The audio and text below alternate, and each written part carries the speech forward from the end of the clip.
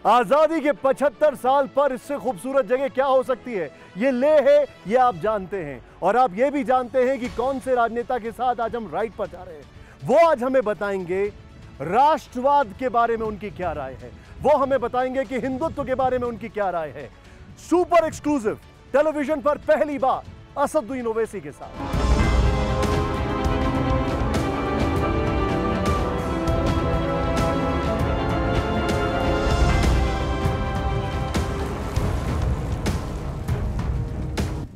Sir, आप ही का इंतजार कर रहा था। आइए सर, बैठिए। Such an honor to have you बैठिए sir. and such a delight। लेकिन आपको गाड़ी चलाते तो हम सभी लोगों ने देखा है जी सर। और बड़ी अच्छी बड़ी शानदार गाड़ियां आप चलाते हैं, लेकिन यहाँ की बात ही कुछ और है। बिल्कुल सर। मैग्नेटिक हिल है और हमारे पास एक बहुत ही मैग्नेटिक पर्सनैलिटी है। It's a fact. और मैं अपने जितने भी हमारे साथ हमारे जितने भी दर्शक हैं उन सबको बताना चाहूँगा, आप जो एक्सपेक्ट करते हैं इंटरव्यू में वो तो बिल्कुल नहीं होने वाला। मेरे साथ आज है असदुद्दीन ओवैसी साहब। आप सब जानते हैं इनको इंट्रोडक्शन की कोई ज़रूरत नहीं है और इनका इंट्रोडक्शन तो विपक्ष और सत्ता पक्ष दोनों खुद दे देता है। लेकिन एक ऐसी चुंबकीय शक्ति जो कि इस मैग्नेटिक हिल की तरह है, लेकिन इस मैग्नेटिक हिल की तरह ऑप्टिकल इल्यूजन नहीं है। उसके पीछे बहुत बड़े बड़े फैक्ट्स हैं, उसके पीछे बहुत ज़बरदस्त अगर कहा जाए लोगों का समर्थन है। जैसे हैदराबाद, मुंबई, बिहार, यूपी और अब गुजरात की तरफ भी कूच कर रहे हैं। बिल्कुल बिल्कुल, गुजरात की तरफ भी कूच कर रहे हैं। तो अब ये सिलसिला शुरू कर दें और आइए सर, चलते हैं। सर, सबसे पहले तो एक चीज़ बताइए मुझे कि 75वीं वर्षगांठ है आज़ादी की, अमृत महोत्सव है, इतना अच्छा मौका है और एक तरफ पाकिस्तान, एक तरफ चीन। हाँ। मुझे एक बात बताइए, राष्ट्रवाद की अगर बात होती है तो ओवैसी साहब वो राष्ट्रवाद को कैसे देखते हैं? वो इस चीज़ को कैसे असेस करते हैं, कैसे समझते हैं? सर, मेरा मानना यह है कि मेरा राष्ट्रवाद यह है कि हमारा जो वतन अजीज़ है, जो देश है, दुनिया में कोई ऐसा मुल्क नहीं है, ना देश है। और इस मुल्क की नेशनलिज़म की सबसे अहम खुसूसियत और वजह यह है कि इस देश का कोई रिलीजन नहीं है। यहाँ पर हम बेशुमार सौओं की तादाद में ज़बानें हैं, हज़ारों की तादाद में कल्चर है, मज़हब है, मज़हब में भी अलग अलग तरीक़े हैं। तो मेरे लिए यही बहुत बड़ी चीज़ है, यही हमारा नेशनलिज़म है। और जैसा कि गांधी ने कहा था कि आप हिंदू और मुसलमान हैं, मगर नेशनलिज़म का डेफिनेशन गांधी ने सही बताया कि आप अपनी आइडेंटिटी को नहीं खोते हैं। आप गंगा और जमुना मिलते हैं मगर वो अपनी शनाख्त को नहीं खोते हैं। तो ये क्या आप ये कहना चाहते हैं कि नेशनलिज्म में हर चीज़ डिसॉल्व हो जाती है और वो बनाता है नेशनलिज्म? ना, डिसॉल्व नहीं होता है। वो अपनी आइडेंटिटी को रखता है। यही इस वतन अजीज़ की खूबसूरती है कि इसका हमारा नेशनलिज्म का मतलब ये नहीं है कि एक रिलीजन, एक लैंग्वेज, एक कल्चर, बल्कि हम लोग इन तमाम रिलीजन कल्चर्स को सेलिब्रेट भी करते हैं और उस पर लोग कायम भी रहते हैं। लेकिन मुझे एक चीज़ समझाएं, आपको नहीं लगता है कि राष्ट्रवाद एक ऐसा सब्जेक्ट है जिसके ऊपर आपसे तो लोग बात ही नहीं करते हैं? ये थोड़ा वियर्ड नहीं लगता है? जब भी बात होती है और इश्यूज़ की, हिंदू मुसलमान का इशू होगा तो ओवैसी साहब से बात करने लग जाते हैं। राष्ट्रवाद को लेकर आपसे कोई बात क्यों नहीं करता है? राष्ट्रवाद के ताल्लुक़ से तो हमको तो एंटी नेशनल कह दिया जाता है, तो फिर बात ही क्या होगी? जब आप हमको किसी को एंटी नेशनल कह देंगे तो फिर बात ही नहीं होगी। तो आपको एंटी नेशनल जो लोग कहते हैं, आपने ये समझने की कोशिश की कि उनका इसके पीछे प्रेमाइस क्या है? क्यों उनको लगता है एंटी नेशनल? क्योंकि मुझे याद है, मुझे कई सारे बयान आपके याद हैं जब आपने वेहमेंटली पाकिस्तान के अगेंस्ट में बोला है। आपने कहा ये मेरा मुल्क है, मैं यहीं रहूँगा, मैं पाकिस्तान की निंदा करता हूँ, कई बार आपने बोला है।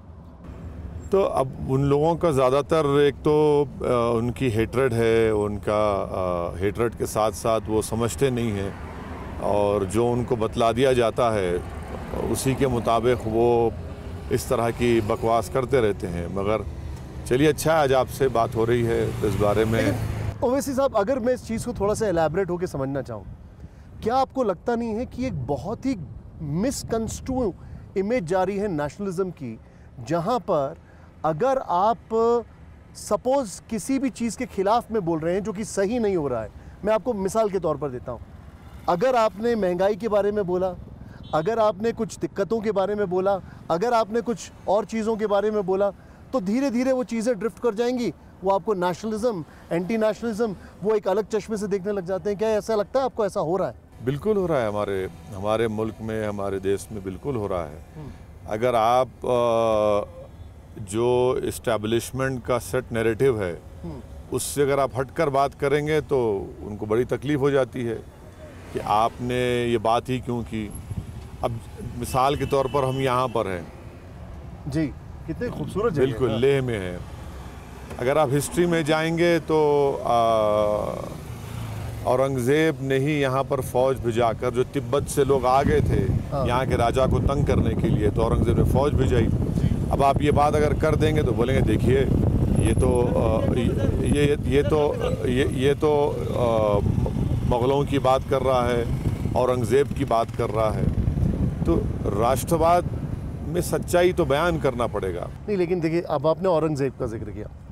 अब जैसे आपके जो भाई हैं वो औरंगज़ेब की कब्र पर गए तो उसको बड़ा इशू बनाया गया, लेकिन औरंगज़ेब को क्या आप नेशनलिस्ट मानते हैं? क्या आप मानते हैं राष्ट्रवादी भारत के प्रति, या औरंगज़ेब को आप उस नज़रिए से देखते हैं जिस नज़रिए से उसको पोर्ट्रे किया जाता है? मेरी नज़र में हमारी हिस्ट्री का एक हिस्सा है औरंगज़ेब, उसको कोई डिनाई नहीं कर सकता है। एब्सोल्युटली, ठीक है। मेरी नज़र में आज औरंगज़ेब की अहमियत नहीं है। अगर कोई अपने आप को नेशनलिस्ट कहता है, पेट्रियोटिक कहता है, तो औरंगज़ेब से बड़ा मुद्दा आज 28% नौजवानों की बेरोज़गारी है। ये नेशनलिज्म का डिमांड है। ठीक है। 50% महंगाई में इजाफा हो गया है। ये नेशनलिज्म का एक डिमांड आप पर है कि आप इस पर बात करें। तो और अगर आप उससे ज़्यादा अगर आप जाएंगे तो नेशनलिज्म अगर आप देखेंगे तो उबैदुल्ला सिंधी, बरकतुल्ला भोपाली, राजा महेंद्र के साथ वो लोग अफ़गानिस्तान में government of India in exile बनाए थे। और वो भी एक राष्ट्रवाद है, क्योंकि हम आज़ादी के 75 साल की आज़ादी मना रहे हैं। फिर वहीं आप राष्ट्रवाद अगर आप देखेंगे तो मौलाना महमूद उल हसन जो रेशमी रुमाल की तहरीक में माल्टा की जेल में थे, आज भी भारत से डायरेक्ट फ़्लाइट नहीं है माल्टा को, मगर वो माल्टा की जेल से वापस आए, दारुल उलूम का क़याम अमल में लाए जी। तो ये एक राष्ट्रवाद है।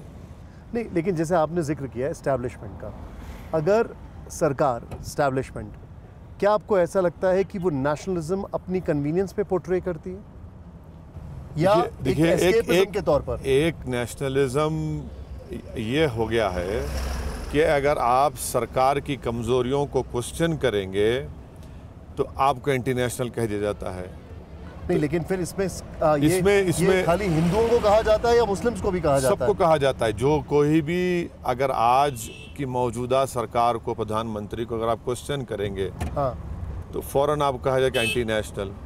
अगर आज आप जैसा कि ये नेशनलिज्म का और भारत से मोहब्बत का, वालेकुम सलाम, क्या बात है, आपके कितने फैंस हैं यहाँ पर? हाँ, वो भारत से मोहब्बत का डिमांड ये है कि जिन वादियों के दरमियान से हम गुजर रहे हैं, जिन पहाड़ों के दरमियान से, यहाँ से थोड़ी दूर पर हमारी फ़ौज चीन की फ़ौज से आँख में आँख मिलाकर खड़ी हुई है। 2 साल से चीन हमारी ज़मीन पर कब्ज़ा करके बैठा है। हॉट स्प्रिंग, डेप्सांग प्लेन्स में उन्होंने टावर लगा दिए। अब आप जब ये पूछते हैं तो बोलेंगे ये देखिए ये एंटी नेशनल बात कर रहा है। ये सच्चाई है। लेकिन एक चीज़ मैं आपसे समझ रहा हूँ। देखिए, हम लोग आज़ादी की 75वीं सालगिरह, उसकी वर्षगांठ की बात कर रहे हैं।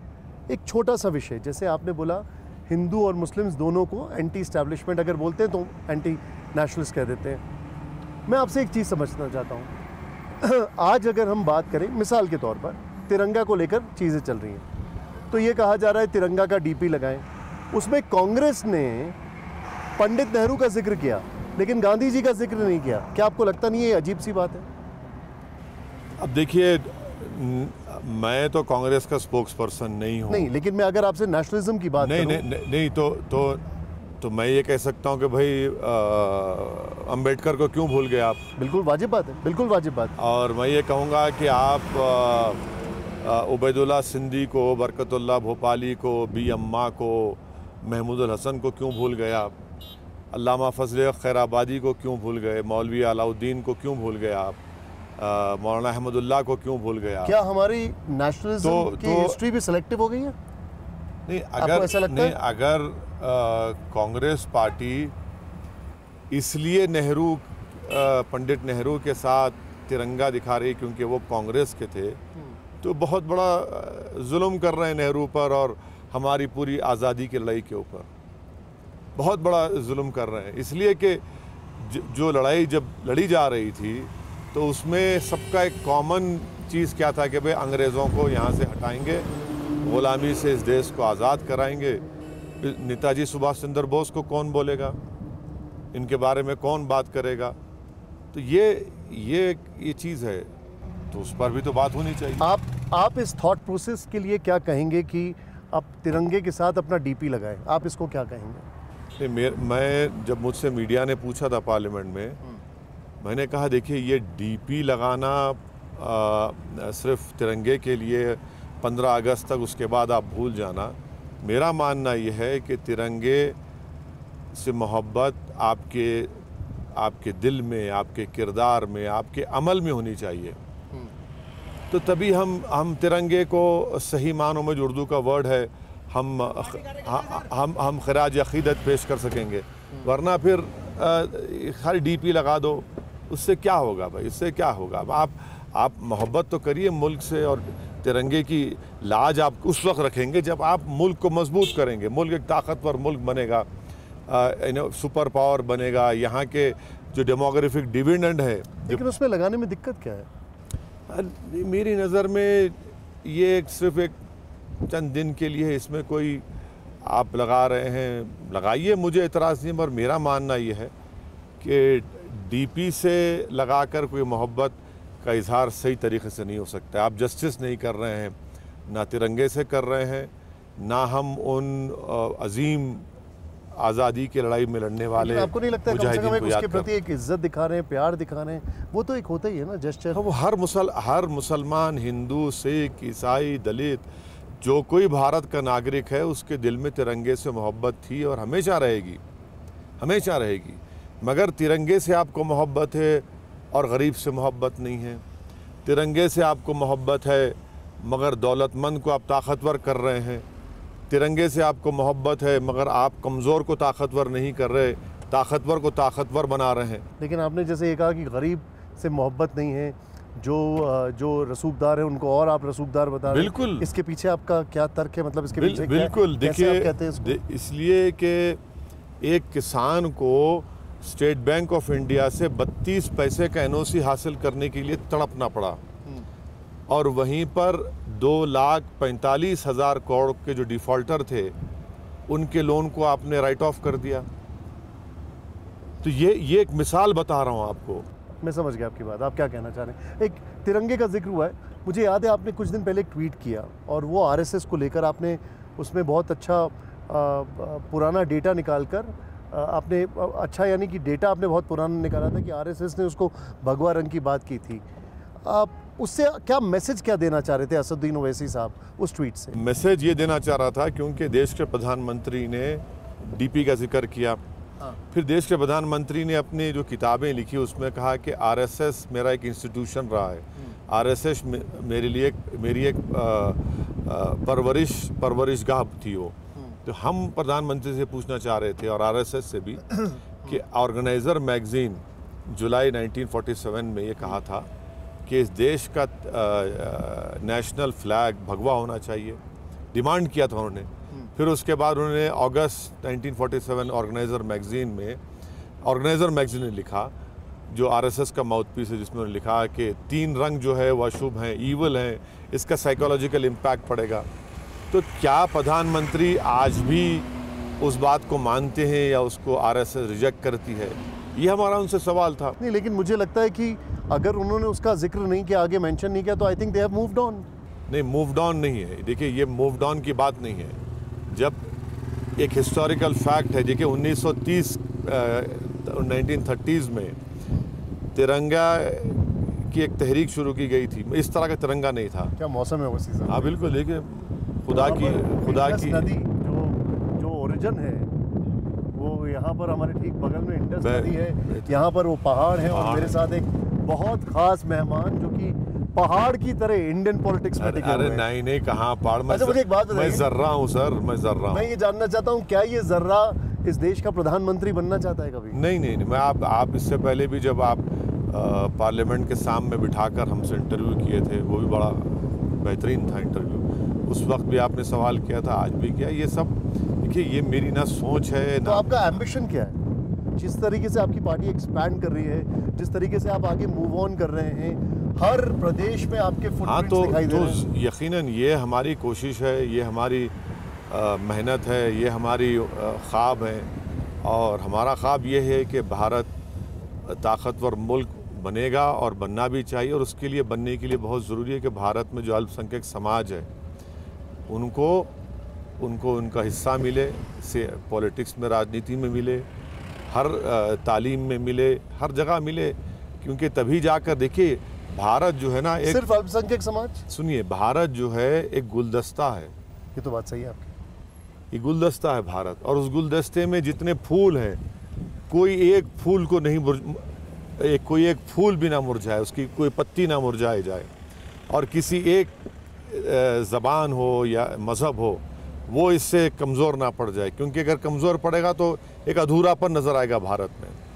तो अल्पसंख्यक समाज के साथ जो दलित समाज है, जो कमज़ोर है, इन सब को उनका एक जायज़ मुकाम मिले, यही हमारी कोशिश है। और इस कोशिश में हम अपने आप को आगे बढ़ा रहे हैं। देखते हैं लेकिन क्या आपकी पार्टी सिर्फ अल्पसंख्यक समाज को देख रही है, या आपका इस पे पैन इंडिया या पैन कम्युनिटी? देखिए, हमारा मानना ये है कि आज भी, जैसा मैंने आपसे कहा कि सरकारें जिस किसी पार्टी की रही हैं, सच्चाई ये है कि उन्होंने ताकतवर को ताकतवर किया और कमज़ोर को ताकतवर नहीं बनाया।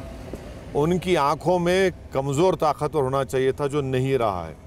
इसीलिए आज आप देख रहे हैं कि गरीबी बढ़ रही है, बेरोज़गारी तो खैर पूरे विश्व में सबसे ज़्यादा बेरोज़गार हैं तो अनफॉर्चुनेटली हमारे मुल्क में हैं। तो ये इन चीज़ों की तरफ उसी वक्त रुख होगा जब ये समाज के लोग इन बातों को समझेंगे। और वो, क्या आपको नहीं लगता, मैं आपको इस चीज़, आपने ये पॉइंट रखा है, कि आपको नहीं लगता है कि ये सारी आवाज़ें जो हैं अब विपक्ष की तरफ से भी बस एक सिंबॉलिज्म के तौर पर आती हैं? तो अगर आप समझेंगे कि कांग्रेस में गांधी परिवार विपक्ष को कोई देश को कोई राह दिखाएगा, तो मैं साफ तौर पे कह रहा हूँ कि मुझे उम्मीद नहीं है। क्या वजह उसकी? नहीं है, इन लोगों की जो क्रेडिबिलिटी होती थी अब नहीं रही है। इनकी क्रेडिबिलिटी नहीं रही है। एक के बाद एक आप चुनाव हार रहे हैं। क्रेडिबिलिटी या कॉम्पिटेंस? देखिए, कॉम्पिटेंस नहीं रहने से तो क्रेडिबिलिटी क्वेश्चन में आती है ना आपकी। नहीं, तो फिर आपको, क्या आप ये कहना चाह रहे हैं कि कांग्रेस के बजाय अब देश को एक दूसरा बीजेपी के सामने ऑल्टरनेटिव ढूंढना पड़ेगा? यकीनन पैदा होगा। ज़िंदगी में कभी वैक्यूम नहीं रहता, ये कुदरत का निज़ाम है। क्या कांग्रेस की वो स्टेज आ चुकी है कि अब एक ऑल्टरनेट देश को ढूंढना पड़ेगा? खुद ब खुद देश ढूंढ लेगा। इतना बड़ा देश है, कोई वैक्यूम नहीं रहेगा इस देश में, कभी वैक्यूम नहीं रहेगा। ये बहुत 130 करोड़ का देश है। अगर कोई समझ रहा है कि हम किसी एक पार्टी के मोहताज हैं, भाई मैं इस दुनिया में आया हूँ, मैं चला जाऊँगा, अल्लाह का निज़ाम ये कि अल्लाह मुझसे बेहतर किसी को पैदा कर देगा। तो मगर ये एक बहुत बड़ा एक इशू है। लोग इसको गहराई से देख रहे हैं और महसूस भी कर रहे हैं। एक के बाद एक आप चुनाव हारते जा रहे हैं, तो फिर जाहिर है एक वक्त आएगा जब लोग बोलेंगे कि भाई अब हमको नए तरीक़े से, नए सिरे से भाजपा का मुकाबला करना पड़ेगा। एक क्योंकि 75वीं वर्षगांठ है और हम बात कर रहे हैं नेशनलिज्म की, तो आपने अभी एक ऐसा पॉइंट टच किया है जो कि मुझे थोड़ा सा इस देश के लिहाज से थोड़ा सा सेंटिमेंटल करता है। ऑन द अदर साइड, मेरा किसी पार्टी के प्रति बायस नहीं है, लेकिन देश की सबसे पुरानी पार्टी, एक ज़माने में सबसे बड़ी पार्टी, उसके डाउनफॉल या उसका, अगर आप जो बोल रहे हैं उसके ख़त्म होने के पीछे की वजह आप क्या देख रहे हैं? What are the 3 main reasons आपको लगते हैं? देखिए, मैं तो इतना बड़ा क्या बोलना चाहिए, पॉलिटिशियन नहीं हूँ, ना कोई ओपिनियन तज्जिया निगार हूँ कि उसका पूरा डाइसेक्ट कर सकूँ। मगर जहाँ तक मुझे जो पॉलिटिक्स मैंने अपने बुज़ुर्गों के पैरों के पास बैठकर सीखी और आज भी उनसे सुनता हूँ, वो ये है कि जिस दिन आपका आम आवाम से, जनता से आपका कनेक्शन कमज़ोर हो जाएगा तो फिर आपकी खैर नहीं है। जब तक आपका राबिता रहेगा, कनेक्ट रहेगा आवाम से, आप उनकी बात को समझेंगे, आप उनसे मुलाकात करते रहेंगे, आप उनके अच्छे और बुरे में जाते रहेंगे, आप उनकी ज़बान में बात करेंगे, आप उनके तकालीफ़ को, उनके इश्यूज़ को उठाएंगे, तो यकीनन आप रिलेवेंट रहेंगे पॉलिटिक्स में। मैं वैसे साहब थोड़ा सा आपको उस तरफ दिखा रहा हूँ, BRO at your service, pride of the nation, hope you enjoyed the ride. क्या खूबसूरत वहाँ पर एक लाइन लिखी हुई है, और ये ठीक बगल में इंडस जो नदी है, जो इस देश का ओरिजिन है, वो यहाँ पर हमारे बगल में बह रही है। इसी से मुझे एक सवाल मन में आया, क्या आपको लगता है कि इंडियन पॉलिटिक्स जो है उसमें अभी वही फ्री फ्लोइंग मूवमेंट दिखाई दे रहा है जो होना चाहिए, या फिर there is a scope of some change, some revival? कुछ आपको ऐसा लगता है? देखिए, मेरे को लगता है कि अभी जो इकोनॉमिक डिस्ट्रेस है, जो इकोनॉमिक डिस्ट्रेस है और जो बेरोज़गारी है, महंगाई है, और माफ़ी चाहता हूँ आपसे भी मुझे शिकायत है, बिल्कुल बिल्कुल बताइए, कि करंट अकाउंट डेफिसिट जो है 3000 करोड़ के करीब पहुँच चुका है। बिल्कुल ठीक कह रहे हैं आप। हाँ, तो ये ख़तरे की बहुत बड़ी निशानी है। हमारे जो रेमिटेंस आते थे बाहर से नहीं भी जा रहे हैं, और हमारा फॉरेन एक्सचेंज रिज़र्व ठीक है, अभी अच्छे हैं, मगर गिरते जा रहे हैं। तो ये आज आप देखेंगे तो यकीनन एक तब्दीली की बात, एक तब्दीली का पैगाम आपको मिलता है, मगर इसको कौन उठाएगा, कौन इसका फ़ायदा उठाएगा? किया था MiG-21 को लेकर, अभी आपका एक ट्वीट मैंने पढ़ा MiG-21 को लेकर, कि अगर इतना तरक्की कर रहे हैं तो फिर MiG-21 क्यों अभी तक उड़ा रहे हैं? आपने ये बोला था। बिल्कुल आपको, क्योंकि यहाँ पर जहाँ पर हम मौजूद हैं, ये तो पूरा ही, अगर मैं कहूँ तो इंडियन आर्म्ड फोर्सेस की देन है, जिस तरीके से हम उतनी आज़ादी से घूम रहे हैं, और उनकी पूरी मेहनत मशक्क़त है इसमें। आपको लगता है कि उनके साथ जस्टिस नहीं की जा रही है? भाई, वो तो एक कॉफिन कहा जाता है ना, उसको फ्लाइंग कॉफिन, या कॉफिन कहा जाता है। मर रहे हैं हमारे बच्चे, नौजवान। अरे, हम प्लेन को तो रिप्लेस कर सकते हैं, मगर जो बरसों लग जाते हैं हमारे पायलट को तैयार करने के लिए, हम बरसों पीछे हो जाएंगे ना। तो हमारे को 40 स्क्वाड्रंस की ज़रूरत है, आपके पास खाली 30 हैं। हमको 3 एयरक्राफ्ट कैरियर की ज़रूरत है, हमारे बमुश्किल। लेकिन वो राफेल लेकर आए, तेजस को तेजी से डिप्लॉय कर रहे हैं। कहाँ है तेजस, कहाँ है बताइए ना भाई। 30 स्क्वाड्रंस हैं, यहाँ पर 40 की ज़रूरत है आपको। आप क्या किए हम लोग ने? 1 लाख हमारे वैकेंसी हैं। हद तो ये है कि जो कमिटेड लायबिलिटी है हमारे आर्मी के एक्सपेंडिचर का, हम उसको पूरा नहीं कर पा रहे हैं, उसको ख़रीद नहीं पा रहे हैं। अब कौन जिम्मेदार है बताइए उसका?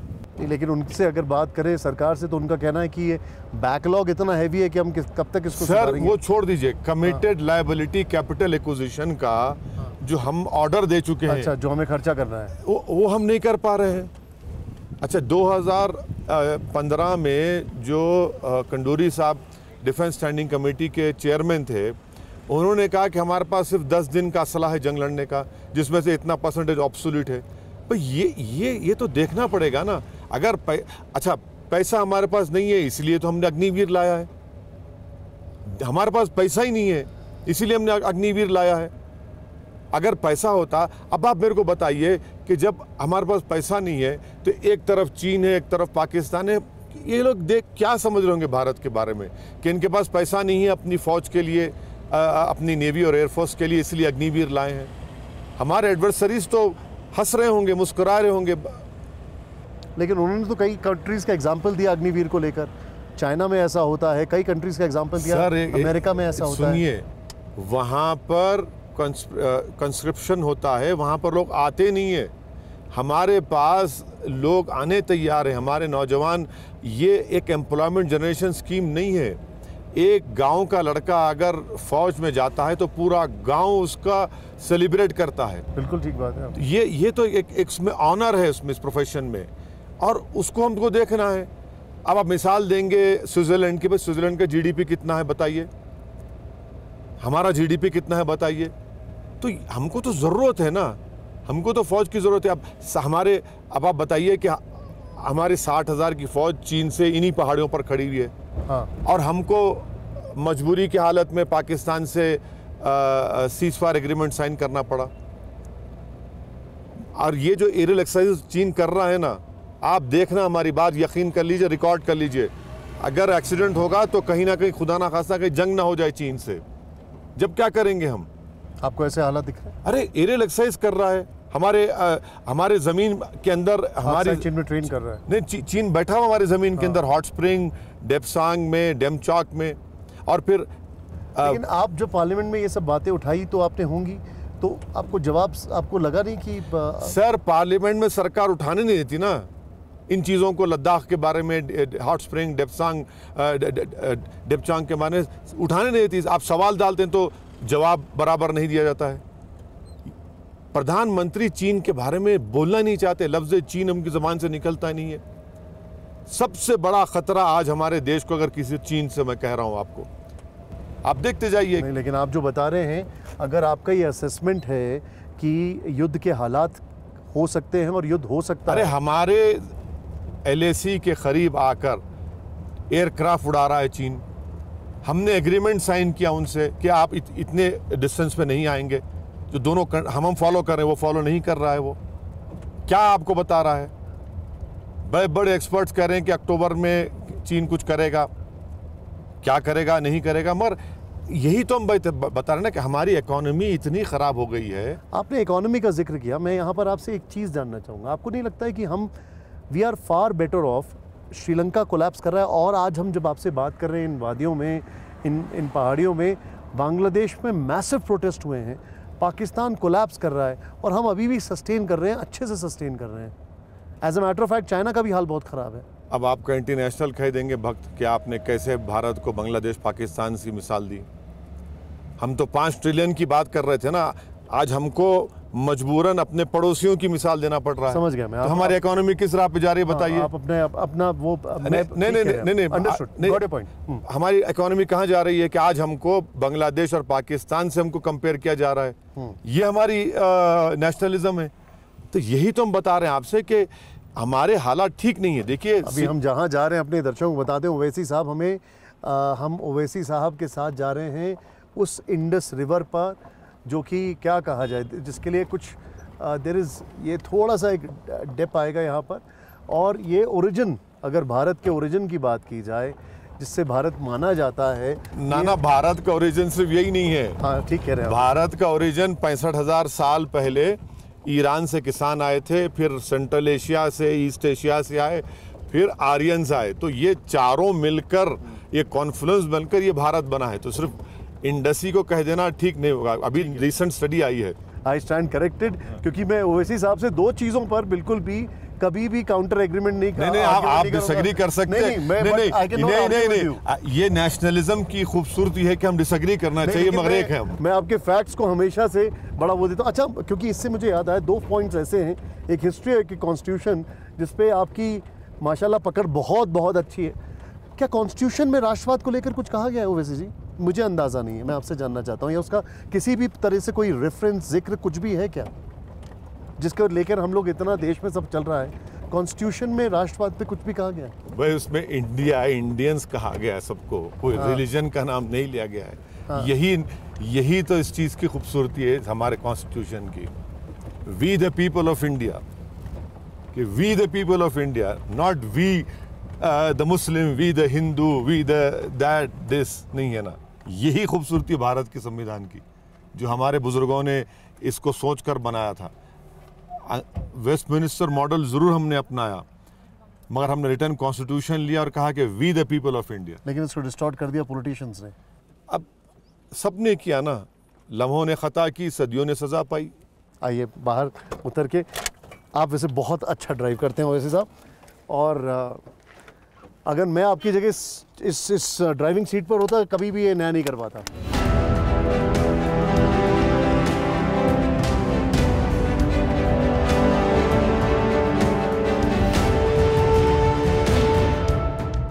ओवैसी साहब, अब हम ओवैसी साहब के साथ आ गए हैं। ये है इंडस रिवर, और ओवैसी साहब ने वैसे ही आपको बताया अभी ओरिजिन्स में भारत के कई सारे फैक्टर्स हैं, उनमें से एक ये भी है। हमारे जो योगेश भाई हैं वो बता रहे थे, और ये सबको पता है कि कैसे पाकिस्तान से ये नदी आती है। मैं आपसे एक चीज़ जानना चाहूँगा, क्या आपको ऐसा नहीं लगता है कि एक परसेप्शन बन गया है कि अगर कोई मुसलमान है इस देश में तो वो पाकिस्तान ही जाना चाहता है, और इस चीज़ को नेशनलिज्म, एंटी नेशनलिज्म, इसको लेकर बहुत ज़्यादा हाइप किया जाता है? देखिए, जो देश से नफ़रत करते हैं वही इसी तरह की सोच रखते हैं। ये तो इस तरफ से, हाँ। जो देश से मोहब्बत करते हैं वो इस तरह की बात नहीं करते, क्योंकि जिन्होंने देश की आज़ादी में उनका कोई योगदान नहीं रहा तो उनको पाकिस्तान आ जाता है। हाँ, ये एक तल्ख़ हकीकत है कि भारत का पार्टीशन हुआ, पाकिस्तान बना, मगर जिनको पाकिस्तान जाना था वो चले गए, और जिन्होंने पाकिस्तान के लिए वोट दिया था, उस ज़माने में एक बात समझना पड़े कि आप और हम वोट नहीं डाल सकते थे। वोट वही डालता था जो नवाब था, जो डिग्री थी, जो एक किस्म का इनकम टैक्स अदा करता था। तो एक इलीट क्लास को वोट डालने का हासिल था, और वो भी बिल्कुल चंद फीसद या परसेंटेज। मेजॉरिटी तो वोट डाल ही नहीं सकती थी। नहीं, लेकिन आज अब मैं आपसे पूछता हूँ, ये सवाल क्यों पूछ रहा हूँ, जब हम लोग राष्ट्रवाद की बात करते हैं तो एक हिंदू राष्ट्रवाद की बात होती है, एक गैर हिंदू राष्ट्रवाद की बात होती है। क्या इसको आप कैसे असेस करते हैं? देखिए, हिंदू इंडियन नेशनलिज्म एक चीज़ है और हिंदुत्व नेशनलिज्म एक चीज़ है। क्या फ़र्क है दोस्तों?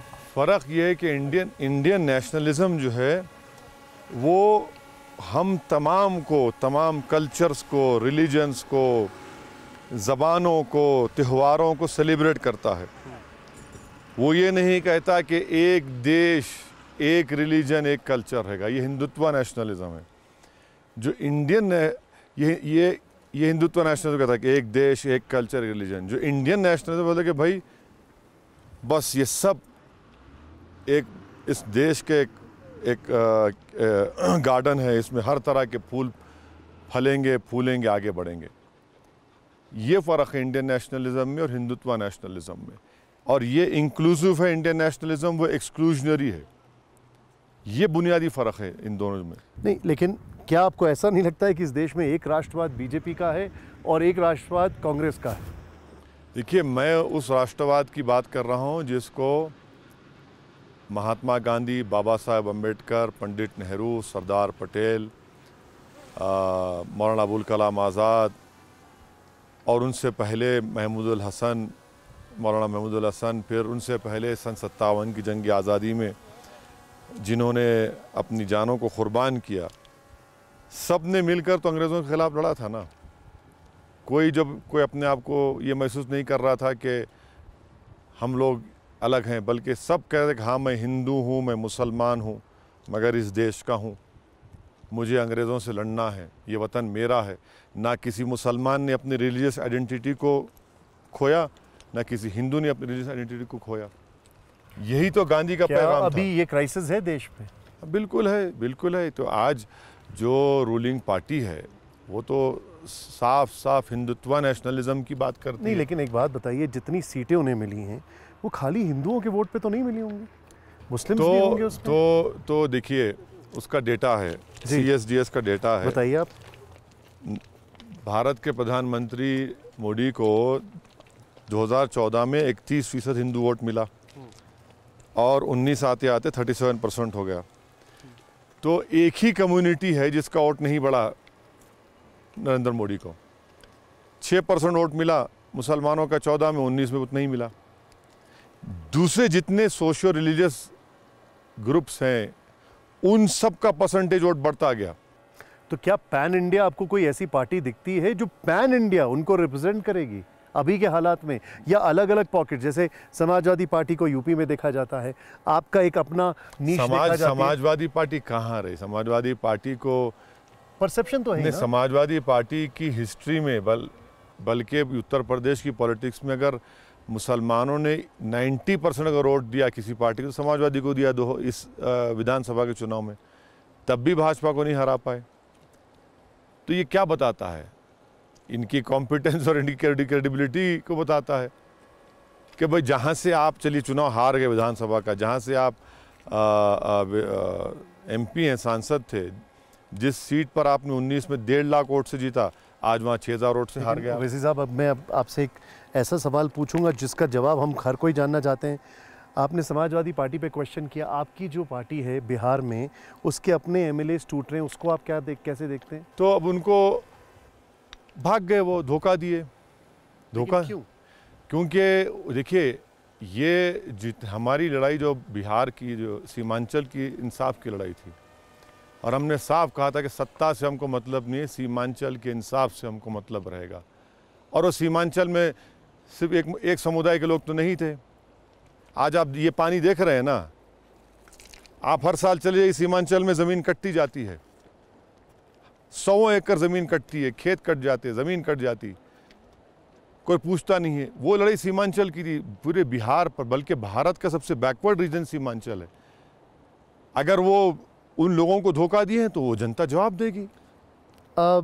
एक बहुत मेरे मन में एक ये आपसे ही पूछना चाहूँगा, हालांकि उससे पहले एक बड़ा फ़नी सा सवाल है। वो सुब्रमण्यम स्वामी ने आपके लिए कहा कि आप देशभक्त हैं, ये गारंटीड है, पक्का है। नेशनलिस्ट भले ही ना हो लेकिन देशभक्त हैं। आप इसको कैसे लेते हैं, कॉम्प्लीमेंट या निंदा? वो उनसे ही पूछ लीजिए, उसका मतलब समझा। आप कैसे असेस करते हैं? अब सुब्रमण्यम स्वामी है भाई, वो बोलते हैं तो उनको। आप मुझे एक बात बताइए, और आपसे मैं उम्मीद करता हूं कि आप इसमें कोई एक ऐसा मैसेज भी देंगे ओवैसी साहब। आज के दौर में जो भी नूपुर शर्मा का एपिसोड हुआ, उसके बाद जिस तरीके से एग्रेशन देखा जा रहा है एक समुदाय विशेष का दूसरे समुदाय विशेष के ख़िलाफ़, खासकर अगर वो लोग कोई इसको सपोर्ट कर रहे हैं या कुछ कर रहे हैं। अभी हमने देखा राजस्थान में क्या हुआ, महाराष्ट्र में क्या हुआ, हत्याएं हो रही हैं, अटैक्स हो रहे हैं। आपको लगता नहीं है कि ये भी अपने आप में एक बहुत बड़ा एग्जाम्पल है इंटॉलरेंस का? जो नूपुर शर्मा ने किया वो तो गलत है, इट इज़ राइट नाउ। नहीं, देखिए, ये मिसाल है रेडिकलाइजेशन का भी। और रेडिकलाइजेशन दोनों समुदाय में हो रहा है। मध्य प्रदेश में परसों एक आदमी को इसलिए मॉब लिंच करके मार दिया क्योंकि उस पर इल्ज़ाम था कि उसने गोश्त की तस्करी कर रहा था। ये भी हो रहा है, इसको कोई डिनाई नहीं कर सकता। ठीक बात है। तो ये सब रेडिकलाइजेशन की मिसालें हैं। और रेडिकलाइजेशन को कंट्रोल कैसे करते हैं आप? भाषण से या मेरे बोलने से रेडिकलाइजेशन कंट्रोल होगा? रूल ऑफ लॉ के इम्प्लीमेंटेशन से। आप रूल ऑफ लॉ को कानून को इम्प्लीमेंट करिए। नहीं, लेकिन आप जैसे नेता अगर एक स्ट्रॉन्ग मैसेज देंगे तब भी तो कंट्रोल होगा। अगर हम राजनीति में हैं तो उन रेडिकलाइज लोगों को हमसे ही नफरत है सबसे पहले, क्योंकि हम ये कह रहे हैं कि भारत के संविधान में रहकर हम अपनी बात करेंगे, अपने हक को हासिल करेंगे, लड़के हासिल करेंगे। मैं एक रूल ऑफ गन की बात नहीं कर रहा हूँ। मैं ये नहीं कह रहा हूँ कि किसी की हत्या करके, किसी को पीट कर। मैं ये कह रहा हूँ कि बैलेट के ज़रिए से हम जीतेंगे, बैलेट के ज़रिए से इंसाफ हम हासिल करेंगे और सरकार को हम क्वेश्चन करेंगे, हम खुल के बोलेंगे। आपने बैलेट का जिक्र किया, आप अपनी पार्टी को किन किन राज्यों में एक्सपैंड करना चाहते हैं अभी? अरे और कहाँ अभी हमारे लिए इमीडिएट ऑब्जेक्टिव और चैलेंज है गुजरात, क्योंकि गुजरात में भी अक्टूबर नवंबर में विधानसभा के चुनाव होने जा रहे हैं। तो गुजरात में, फिर महाराष्ट्र में लोकल बॉडी के इलेक्शन है, उसमें हम तैयारी कर रहे हैं। मध्य प्रदेश में पहली मरतबा हम लोकल बॉडी के इलेक्शन लड़े, मैं उनका शुक्रिया अदा करता हूँ जनता के, हमारे उम्मीदवार कामयाब हुए। तो ये इसके बावजूद भी लोग आपको बीजेपी की बी टीम कहते हैं। मुझे फ़र्क नहीं पड़ता ना, फ़र्क नहीं पड़ता। मैं इस मिट्टी में पैदा इसी मिट्टी में जाने वाला हूँ, तो पुकारते रहिए, मुझे कोई फ़र्क नहीं पड़ता। जितना आप पुकारेंगे उतना ज़्यादा मेरा हौसला बढ़ेगा, मेरी इज़्ज़त बढ़ेगी। मेरे को इनके पुकारने से कोई रुक जाएगा क्या? आप कितना पुकारेंगे, पुकारिए ना, आपका काम पुकारना है, मेरा काम काम करना है। अब हर कोई अगर इल्ज़ाम लगाएगा, बोलेगा, तो ठीक है, लगाइए आप, मगर अगर अभी आपको इस वक्त प्राइम मिनिस्टर मोदी को 2 इम्पोर्टेंट सजेशंस देने हो तो आप क्या देंगे? मैं कहूँगा प्रधानमंत्री, आप इन पहाड़ियों में जो हमारी फ़ौज बैठी हुई है ना, चीन से मुकाबला कर, आप वहाँ पर जाइए। हमको नहीं ले जाना चाहते, वहाँ पर जाए प्रधानमंत्री। तो जाते हैं, ना, नहीं, हॉट स्प्रिंग में जाइए, जहाँ पर 60,000 फ़ौज हमारी खड़ी हुई है। ये हमको भी जाइए। हम देखना चाह रहे हमारी ज़मीन पर चीन क्यों बैठा हुआ है। हम प्रधानमंत्री से खुद भी जाने के लिए तैयार हैं? बिल्कुल तैयार हूँ, अगर प्रधानमंत्री लेके जाएंगे। और बेरोज़गारी दूर करिए नौजवानों में। देखिए, एक बात समझिए सर, ये जो अग्निवीर का प्रोटेस्ट हुआ, फार्मर्स प्रोटेस्ट हुआ, CAA का प्रोटेस्ट हुआ, दिल्ली में लॉयर्स का प्रोटेस्ट हुआ, याद रखिए ये जितने प्रोटेस्ट हो रहे हैं ना, ये लोग राजनीति से और पॉलिटिशियन से मायूस हो रहे हैं। ये हमारे देश के लिए अच्छा लेकिन आप तो दूसरी तरफ ये बोल रहे हैं कि पार्लियामेंट में जो सांसद की एज है वो कम करना चाहिए, आपने बोला है। बिल्कुल करना चाहिए, बिल्कुल करना चाहिए, क्योंकि अगर हम 18 साल में वोट डालने दे सकते हैं उसको, और हमारी 50% आबादी का हिस्सा है, 20 साल में बनने दीजिए उसको, MLA MP बनने दीजिए, क्यों ना बने भाई। हमारे पास प्रॉब्लम क्या है ना, कि जब तक सफ़ेद बाल नहीं आएंगे, बुजुर्गी नहीं आती, विजडम नहीं आता। अरे कौन सा में आ रही है भाई? भगत सिंह की एज क्या थी, अशफाकुल्ला की एज क्या थी? 20 साल में उसको MP बन के आने दीजिए, विधायक बने दीजिए, सांसद बने, देखिए उसके पास भी तो आइडियाज़ होंगे भाई। हमारा जो डेमोग्राफिक डिविडेंड है उसका फ़ायदा तो उठाना चाहिए ना हमको। आखिरी रिक्वेस्ट है मेरी आपसे ये, इस माहौल में देश की 75वीं वर्षगांठ पर अगर आप कोई शेर या कुछ बता पाएँ, कुछ सुना चाहें हमें हमारे दर्शकों को बताना नहीं, शेर तो याद नहीं है, बस वही पैगाम के सारे जहाँ से अच्छा हिंदुस्तां हमारा, हम बुलबुलें हैं इसकी ये गुलसिता हमारा। ओवैसी साहब बहुत बहुत शुक्रिया सर, थैंक यू, बहुत शुक्रिया। इट्स एन ऑनर, आप यहाँ तक आए और एक बहुत स्ट्रॉन्ग मैसेज आपने दर्शकों को दिया। और वो भी ये देखिए, इंडस रिवर यहाँ पर है और एक तरफ इन पहाड़ियों में आप देखिए ज़रा ऊपर, एक तरफ पाकिस्तान, एक तरफ चीन। हम लोग यहाँ पर अभी इस वक्त मौजूद हैं लेह में, और ओवैसी साहब ख़ास तौर पर एक मैसेज देने जनता के बीच यहाँ पर आए हैं देश की 75वीं वर्षगांठ पर। Thank you so much sir. Thank you sir, शुक्रिया। Such an honour. Thank you sir.